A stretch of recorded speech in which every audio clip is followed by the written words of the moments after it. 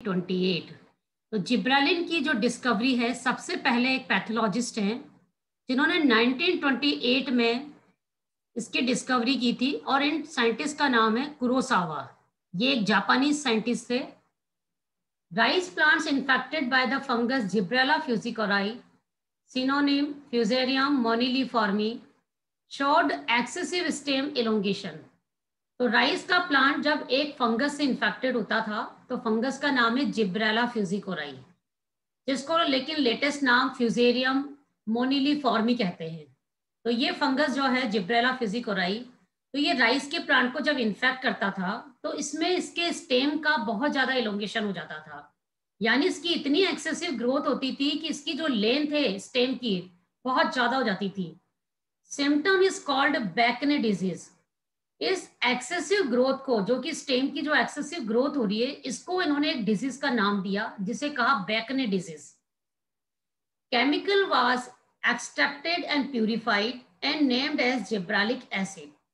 फिर इन्होंने, जब ये बैकने डिजीज से ये प्लांट इन्फेक्टेड हुआ, तो यहां से इन्होंने इस प्लांट से केमिकल को एक्सट्रैक्ट किया। एक्सट्रैक्ट करने के बाद उसको प्यूरिफाई किया, और फिर बाद में उन्होंने इसका फाइनली नेम जिब्रालिक एसिड दिया। इसकी शॉर्ट फॉर्म है जीए, तो इन्होंने इसका नाम जिब्रालिक एसिड दिया। Now 80 different gibberellins are available. तो एट प्रेजेंट अभी जिब्रालिन्स की 80 टाइप्स यहाँ पर प्रेजेंट है। ये GA1 से GA80 इसका नेम है, जो कि अभी अवेलेबल है। The most commonly occurring gibberellins is GA3। जो GA3 है, जिब्रालिक एसिड का जो GA3 फॉर्म है, ये सबसे ज्यादा कॉमनली पाया जाता है।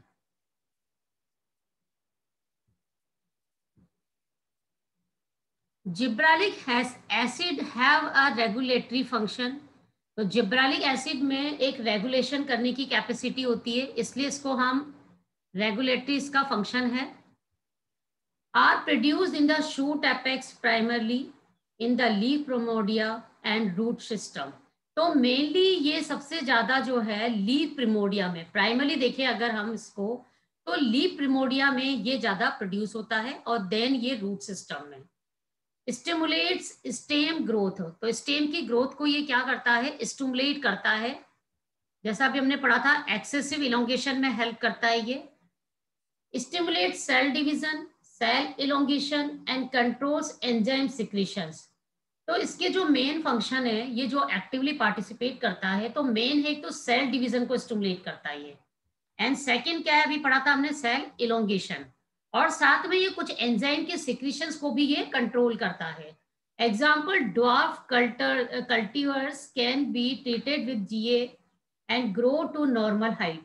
यदि कोई ड्वार्फ प्लांट है, उसकी ग्रोथ नॉर्मली नहीं होती है मान लीजिए, तो ऐसे प्लांट को यदि हम GA जिब्रालिक एसिड से ट्रीट करें, तो उसकी नॉर्मल हाइट आ जाती है, तो उसकी जो ग्रोथ होती है वो नॉर्मली हो जाती है। Involve in overcoming dormancy seeds and birds. तो सीड एंड बर्ड्स की ये डॉर्मेंसी को भी क्या करता है, ओवरकम करता है। तो सीड डॉर्मेंसी को ओवरकम करने में भी इसका इंपॉर्टेंट रोल है। GA translocates easily in the plant in both direction. तो देखिए, जो GA है, जो जिब्रालिक एसिड है, ये क्या है, प्लांट में दोनों डायरेक्शन में, यानी ऊपर की तरफ भी नीचे भी, तो यानी बाइपोलियर इसके अंदर क्या पाया जाता है, ट्रांसलोकेशन। तो कुछ हार्मोन तो क्या होते हैं, सिर्फ नीचे की तरफ मूव करते हैं, कुछ सिर्फ अपर साइड की तरफ ट्रांसलोकेट होते हैं, बट इसमें क्या कैपेसिटी है कि ये बोथ डायरेक्शन में इजीली क्या कर लेता है, ट्रांसलोकेट हो जाता है। Because produce in not only shoot apex but also in the root structure. उसका मेन कारण क्या है कि ये शूट एपेक्स में तो प्रोड्यूस होता ही है, साथ ही साथ में ये रूट स्ट्रक्चर में भी ये पाया जाता है, इसलिए इसका ट्रांसलोकेशन दोनों डायरेक्शन में इजीली हो जाता है। Used commercially. तो use commercially in increasing fruit size of seedless grapes. तो ये फ्रूट्स के साइज को भी इंक्रीज करता है। तो अगर सीडलेस कुछ ग्रेप्स है, अगर आपको ये चाहिए और उसका साइज इंक्रीज करना चाहते हैं, तो वहां पर जिब्रालिक एसिड से ट्रीट किया जाता है। Stimulating seed germination and seedling growth. ये सीड के जर्मिनेशन को और उसकी ग्रोथ को भी क्या करते हैं, स्टिमुलेट करते हैं, प्रेरित करते हैं उसको। Promoting male flowers in cucurbits for seed production. तो हमने इससे पहले कल ऑक्सिन्स का पढ़ा था कि वो फीमेलनेस को प्रमोट करता है, जबकि जिब्रेलिन जो होता है ये मेल फ्लावर को के प्रोडक्शन को प्रमोट करता है। तो promoting male flowers in cucurbits, तो बट ये कुकुरबिट्स जो सीड्स हैं उनके प्रोडक्शन में इनका ज्यादा यूटिलाइजेशन किया जाता है। ओवरकमिंग कोल्ड रिक्वायरमेंट, तो कोल्ड रिक्वायरमेंट को भी ये ओवरकम करता है। ये देखिए जिब्रालिक एसिड का केमिकल स्ट्रक्चर है, ये different types of gibberellic acid है। जिब्रालिक एसिड में एक चीज कॉमन होती है कि इसमें ये जो स्ट्रक्चर है ना इसका, इसको गिब्बन रिंग कहते हैं हम। ये देखिए सभी में है, ये 3 देख रहे हैं आप। तो ये इस कॉमन स्ट्रक्चर को हम यहाँ पर गिब्बन रिंग कहते हैं। तो नाम ही जिब्रालिन है, तो इसकी रिंग का नाम इन्होंने क्या दे दिया, गिब्बन। तो गिब्बन रिंग प्रेजेंट होती है इसमें।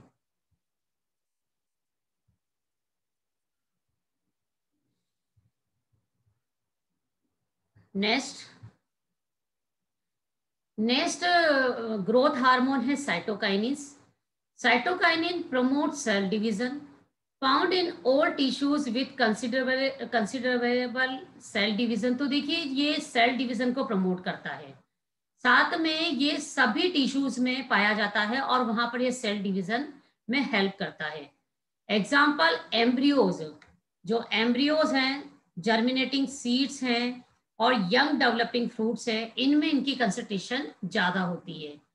Root supply cytokinins upward to the shoot, तो रूट को यदि इसकी साइटोकाइनिन सप्लाई की जाए तो वो कहां पर जाएगा, अपवर्ड से शूट की तरफ ये मूव करता है। Interact with auxins to influence differentiation of tissue, तो हमने पढ़ा था कि ऑक्सिन और साइटोकाइनिन का जो एक डेफिनेट जो रेशियो होता है वो डिफरेंशिएशन को प्रमोट करता है। आपको शूट का इनिशिएशन चाहिए या रूट का इनिशिएशन चाहिए, इसके लिए हमें ऑक्सिन्स और साइटोकाइनिन का एक डेफिनेट अमाउंट की रिक्वायरमेंट होती है। इसलिए यहाँ पर इंटरेक्ट विद ऑक्सिन्स यानी ये ऑक्सिन्स के साथ इंटरेक्ट करता है और टिश्यू के डिफरेंशिएशन में ये हेल्प करता है। May be use to stimulate bird formation, तो बर्ड फॉर्मेशन को ये मेनली स्टिमुलेट करता है। Auxins and gibberellins increase growth mainly by increasing cell elongation। तो ऑक्सिन और जिब्रेलिन मेनली क्या है, ग्रोथ को इंक्रीज करते हैं, प्रमोट करते हैं, और मेनली किसको, सेल इलोंगेशन को प्रमोट करते हैं ये। Growth involves another important process namely cell division. तो ग्रोथ में देखिए सेल इलोंगेशन तो पढ़ा आपने, बट साथ में ये सेल डिवीजन को भी क्या करते हैं, प्रमोट करते हैं। तो ऑक्सिन ये साइटोकाइनिन का मेन वर्क क्या हुआ कि सेल डिवीजन को प्रमोट करना, सेल इलोंगेशन को प्रमोट करना। Developing embryo shows active cell division, तो जितने भी एम्ब्रियो जो डेवलपिंग एम्ब्रियो होते हैं उनमें सेल डिवीजन एक्टिवली पाया जाता है। Liquid endosperm of coconut called coconut water, तो कोकोनट में जो वहां पर लिक्विड एंडोस्पर्म होता है उसको हम कोकोनट वाटर कहते हैं। और इस मिल्क में क्या प्रेजेंट होता है, इस मिल्क में एक फैक्टर होता है काइनेटीन। ये काइनेटीन जो होता है इसकी वजह से यहाँ पर सेल डिवीजन प्रॉपरली होता है। Similarly the developing endosperm of मेज कंटेन सच फैक्टर्स, तो ऐसे ही जो मेज का जो एंडोस्पर्म है उसमें भी एक फैक्टर पाया जाता है, उस फैक्टर को हम जीटीन बोलते हैं। तो मेज में तो जीटीन बोलते हैं, बट कोकोनट में काइनेटीन बोलते हैं। तो ये फैक्टर्स क्या करता है, यहाँ पर मेनली डिवीजन को प्रमोट करता है। As roots begin to grow actively in the spring, तो अगर रूट्स भी क्या होता है कि स्प्रिंग में एक्टिवली ग्रो कर जाती है, they produce large amount of cytokinins that are transported to the shoot, तो ये भी लार्ज अमाउंट में साइटोकाइनिन का प्रोडक्शन करती हैं, कौन, रूट। और ये फिर यहाँ से कहाँ पर ट्रांसपोर्ट हो जाता है, शूट में ट्रांसपोर्ट हो जाता है, where they cause the dormant birds to become active and expand. तो वहां जाने के बाद जो डोरमेंट बर्ड है, जो डोरमेंट कंडीशन में थी, उनको ये एक्टिव कर देता है, और फिर एक्टिव होने से क्या होता है कि वो एक्सपेंड हो जाती हैं। Tissue cultures use cytokinins to induce shoot development, तो जब टिश्यू कल्चर टेक्निक में मैंने बताया था कि वहां पर साइटोकाइनिन और ऑक्सिन का एक रेशियो होता है, तो देखिए वहां पर अगर टिश्यू कल्चर टेक्निक्स में साइटोकाइनिन का यदि अमाउंट बढ़ा दिया जाता है तो वहां पर शूट का इनिशिएशन होता है, यानी शूट डेवलपमेंट वहां पर इनिशिएट होता है। साइटोकाइनिन में स्लो और प्रिवेंट लीव सेनिसेंस, तो साइटोकाइनिन जो है लीव सेनिसेंस से प्रिवेंट करता है, तो प्लांट को सेनिसेंस से प्रोटेक्ट करता है। ये जीटीन का केमिकल स्ट्रक्चर है और ये इसमें एडेनिन रिंग होती है, तो ये एडेनिन एक सिंगल एडेनिन है और ये जीटीन है, तो इसमें गिब्बेन रिंग पाई जाती है।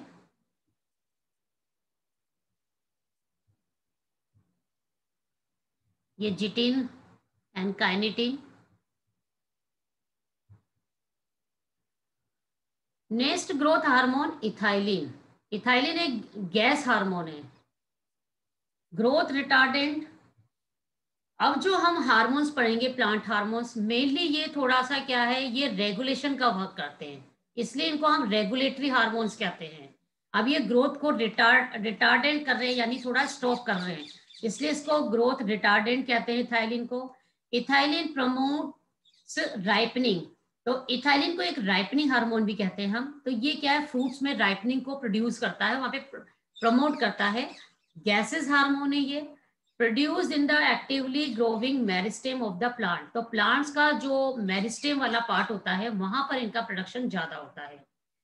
इन सेनिसिंग, राइपनिंग और एजिंग फ्रूट्स, इन सेनिसिंग, एजिंग और डाइंग। तो ये मेनली क्या होता है, देखिए यहाँ पर सेनिसिंग को प्रमोट कर रहा है, एजिंग को प्रमोट कर रहा है, in germinating seeds and in certain plants. तो कुछ जर्मिनेटिंग प्लांट्स और सर्टेन सीड्स में ये क्या करता है, वहां पर एजिंग को प्रमोट करता है। ये जस्ट ऑपोजिट वर्क करेगा अब ये certain plant tissue as a response to bending, wounding और ब्रशिंग। तो ये देखिए इसके रोल हैं, तो बेंडिंग में हेल्प कर रहा है, ये वॉन्डिंग में कर रहा है। Ethylene as a gas diffuse readily throughout the plant, तो पूरे प्लांट्स में ये तेजी से इजीली ये क्या है, डिफ्यूज हो सकता है, क्योंकि ये गैस फॉर्म में पाया जाता है, इसलिए इसका डिफ्यूजन इजीली हो जाता है। मे प्रमोट्स लीव सेनिसेंस, तो लीव सेनिसेंस और एब्सेशन को ये क्या करता है, प्रमोट करता है, इससे क्या होता है, लीफ का फॉल हो जाता है। Increases female flower in the cucurbits, तो कि कुकुरबिट्स में ये फीमेलनेस को इंक्रीज करता है, जैसे ऑक्सिन्स फीमेलनेस को इंक्रीज कर रहा था, फीमेल फ्लावर के प्रोडक्शन को बढ़ा रहा था, एज इट इज सेम इसका भी यहाँ पर क्या रोल है इथाइलिन का। इथाइलिन भी यहाँ पर फीमेल फ्लावर्स के नंबर को इंक्रीज करता है, बट बेसिकली कुकुरबिट्स में करता है, सभी में नहीं है। Economically will increase fruit production, तो इससे क्या होता है, फ्रूट का प्रोडक्शन भी बढ़ जाता है। Degreening of oranges, lemons and grapefruits, ethylene gas break down chlorophyll and lets color show through। तो मेनली क्या होता है, इथाइलिन गैस जो होती है क्लोरोफिल के अमाउंट को क्या कर, क्लोरोफिल को क्या है, ब्रेक डाउन कर देती है, और क्लोरोफिल अगर का ब्रेक डाउन हो जाएगा तो ग्रीन कलर हट जाएगा वहां से, इसका मतलब है वहां पर कलर क्या हो गया, उसका चेंज हो जाता है।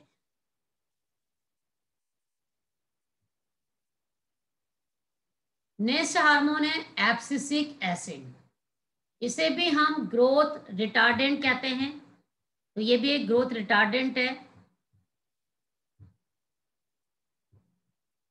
इंड्यूस स्टोमेटा क्लोजिंग, तो देखिए सबसे इंपॉर्टेंट रोल है ये, जब एब्सिसिक एसिड है ये स्टोमेटा क्लोज होने को इंड्यूस करता है। Inhibiting of bud growth and shoot formation, तो देखिए बड्स की ग्रोथ को इनिबिट करता है, शूट फॉर्मेशन को रोकता है। एब्सिसिक एसिड देखिए वाइडली कहाँ यूज होता है, wide spread in plant body, moves radially through plant, तो देखिए तेजी से ये भी इजीली मूव कर जाता है और प्लांट बॉडी में वाइडली स्प्रेड हो जाता है। ये ABA appears to be synthesised by the leaves, तो मेनली एबीए जो है इसका सिंथेसिस लीव्स के थ्रू होता है, तो इसलिए वहीं पर ये इसको हम अपीयर कर देख, मतलब वहां पे हम उसको देख सकते हैं। Interact with other hormone in the plants, but ये प्लांट्स में दूसरे हार्मोन के साथ भी इंटरेक्ट करता है ये, और counteracting the growth promoting the effect of auxin and gibberellin. तो ये क्या कर रहा है कि ऑक्सिन और जिब्रेलिन के इफेक्ट को क्या करता है, ये प्रमोट करता है। तो ये दूसरे हार्मोन के साथ मिलकर क्या करता है, इंटरेक्ट करता है। Involve with leaf and fruit abscission. तो देखिए फ्रूट एंड लीफ के एब्सिशन में भी ये इन्वॉल्व रहता है, इसमें भी पार्टिसिपेट करता है ये। onset of dormancy in seeds and onset of dormancy in perennial flowers and shrub। तो देखिए कुछ perennial flowers हैं, shrubs हैं, इनमें ये seed dormancy को क्या करता है, ये promote करता है। ABA is effective in inducing closure of stomata। Starting में ही पढ़ा था हमने कि ये स्टोमेटा के क्लोज करने में इंपॉर्टेंट रोल प्ले करता है, यानी वहां पे इफेक्टिवली इंड्यूस करता है इसको। indicating a role in the stress physiology in plants, increases in ABA following water, heat and high salinity stage of the plant।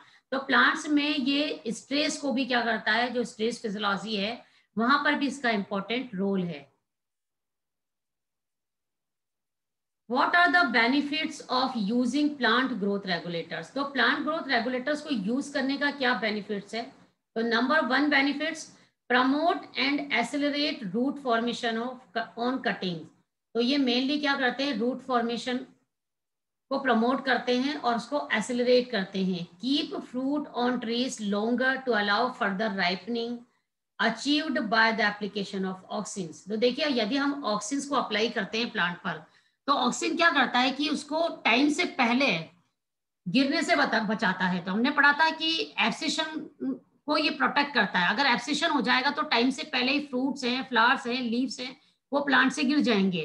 तो ये क्या करते हैं कि ये जो ग्रोथ हार्मोन यदि हम अप्लाई करते हैं तो लंबे समय तक प्लांट्स के ऊपर, ट्रीज के ऊपर फ्रूट बने रहते हैं। और जब फ्रूट्स लंबे समय तक प्लांट पर बने रहेंगे तो वो वहीं पर क्या होगा, इजीली पक भी जाएंगे, राइप भी हो जाते हैं। Thin blossom clusters and increase berry size in grapes. तो देखिए ग्रेप्स के साइज को भी क्या करते हैं, ये इंक्रीज करते हैं। तो जिब्रालिक एसिड को अगर हम यूज करें तो क्या करते हैं, ये फ्रूट्स के साइज को भी इंक्रीज करते हैं। Increase size and crispness of stocks of calorie achieved by the application of gibberellic acid. तो जिब्रालिक एसिड्स को अगर यूज करते हैं हम, तो जो स्टॉक है, किसी की भी स्टॉक है, जैसे कैलोरी ग्रास होती है, तो उसके स्टॉक्स को भी क्या करता है, ये उसके साइज को बढ़ाता है। ये जैसे हमने पढ़ा था जिब्रालिक एसिड क्या करता है, इलोंगेशन करता है, स्टेम का इलोंगेशन करता है ये। Control the size of plants. तो प्लांट के साइज को भी ये कंट्रोल करते हैं। What are the different types of rooting compounds. कुछ कौन से दूसरे रूटिंग कंपाउंड्स भी होते हैं, जैसे रूटिंग कंपाउंड है एक इंडोल एसिटिक एसिड IAA। तो ये नेचुरली अकरिंग ऑक्सिन्स है that produces bushy stunted root system. तो ये नेचुरली प्लांट में पाया जाने वाला एक ऑक्सिन है और इसके प्रोडक्शन से क्या होता है, प्लांट्स बुशी हो जाते हैं और स्टंट हो जाते हैं, मतलब उनकी थोड़ी सी ग्रोथ वो ड्वार्फ हो जाते हैं। तो स्टंड रूट सिस्टम डेवलप होता है। इंडोल ब्यूटारिक एसिड ये सिंथेटिक फॉर्म ऑफ ऑक्सिन है that produces strong fibrous root system. तो फाइब्रस रूट सिस्टम अगर डेवलप करना और स्ट्रॉन्ग, तो IBA अप्लाई करना चाहिए। नैप्थलिन एसिटिक एसिड ये भी सिंथेटिक फॉर्म ऑफ ऑक्सिन है, सिमिलर टू IBA, और IBA के समान ही ये भी वर्क करता है। तो ये तीनों ही एक तरह से नेचुरली अकरिंग सिंथेटिक ऑक्सिन्स हैं। तो जनरली प्लांट हार्मोन्स जो होते हैं increase the number of flower bud. तो ये फ्लावर्स के नंबर को इंक्रीज करते हैं। Improve the number of flower bud. तो फ्लावर बर्ड के नंबर को भी इम्प्रूव करते हैं। Improve the longevity and quality of cut flowers. तो फ्लावर्स की क्वालिटी को भी ये मेंटेन करते हैं। Control vegetative growth and reduce mowing frequency in turf grass. तो देखिए ये मेनली क्या है कि वेजिटेटिव ग्रोथ को कंट्रोल करते हैं। तो वेजिटेटिव ग्रोथ को कंट्रोल करने से क्या होगा कि प्लांट्स, तो वेजिटेटिव ग्रोथ को ये कंट्रोल करता है। रिड्यूस और eliminate unwanted sprouts and suckers. तो जितने भी अनवांटेड स्प्राउट्स होते हैं उनके को ये रिड्यूस करता है।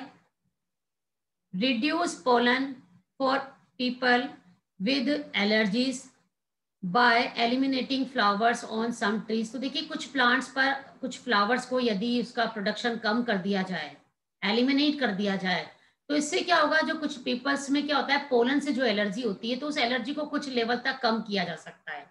अगर एलर्जिक प्लांट्स पर हम फ्लावर्स की प्रोडक्शन को ही कम कर दें, तो वहां पर पोलन का क्या है, प्रोडक्शन भी रुक जाएगा, और इससे क्या है, एलर्जी को भी कंट्रोल किया जा सकता है।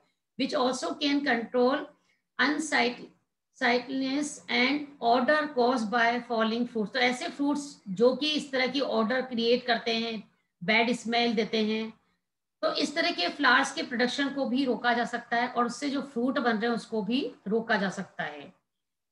Control the growth of shrubs and hedges. तो जो ये श्रब्स हैं और कुछ हेजेस हैं, इनकी ग्रोथ को भी कंट्रोल किया जा सकता है, क्योंकि गार्डनिंग में यूज होता है, तो इनकी ग्रोथ हमें ज्यादा नहीं चाहिए, एक डेफिनेट हाइट चाहिए हमें। Regulators reduce amount of mowing needed. तो ये रेगुलेटर्स जो होते हैं मेन क्या करते हैं, ये ग्रोथ को रिड्यूस करते हैं। जो हमें नीड है, जितनी हमें किसी प्लांट की ग्रोथ की रिक्वायरमेंट है, तो उतनी हम ग्रोथ चाहें तो प्लांट में कर सकते हैं, तो इसलिए इससे हेल्प मिलती है। रिड्यूसेस नंबर ऑफ, तो देखिए पर ईयर हमें कितने फ्लावर्स चाहिए, कितने फ्रूट्स चाहिए, तो हम उसके नंबर को भी कंट्रोल कर सकते हैं। तो reduces labour and machinery cost. तो इससे क्या है, लेबर भी रिड्यूस हो जाते हैं, और मशीनरी का जो कॉस्ट आती है वो भी रिड्यूस हो जाती है। Growth regulators beneficial to. तो देखिए ग्रोथ रेगुलेटर्स का सबसे बेस्ट बेनिफिट तो क्या है, जो हम लॉन में जो प्लांट्स ग्रो करते हैं, तो उसकी केयर ऑपरेशन में इजी हो जाता है। तो ये कुछ है गोल्फ कोर्स,